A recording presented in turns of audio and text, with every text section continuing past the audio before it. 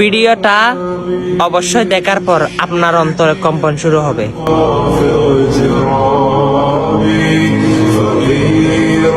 আমরা মুসলমান, রোজা রমজানের দিনে কি এইরকম ইসলামকে অবমাননা কি আমরা করতেই থাকবো? নামাজ কি ফাসলামি করার জিনিস? আপনারা আপনাদের বিবেককে প্রশ্ন করে বলবেন, এটা কি ফাসলামি করার জিনিস? অবশ্যই এটা হচ্ছে আল্লাহর ইবাদত।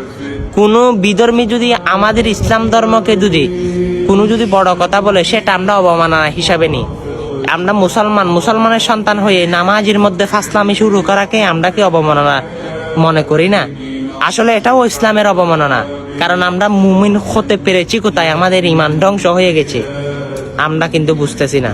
অবশ্যই আজকে এই ভিডিও বার্তাটা সকল ইয়াং জেনারেশন, সব যুবক ভাইদেরকে ভিডিওটা পাঠিয়ে দিবেন। তারাই নামাজ নিয়ে ফাসলামি শুরু করেছে, অবশ্যই আল্লাহর জান্নাত হারাবে এরা। অবশ্যই আপনি ভিডিওটা শেয়ার করে সকল যুবককে সচেতন করে দিন, ভিডিওটা শেয়ার করে তাদেরকে জানিয়ে দিন। ইনশাআল্লাহ আল্লাহ সবাইকে সঠিক বুঝ দান করুক, আমিন।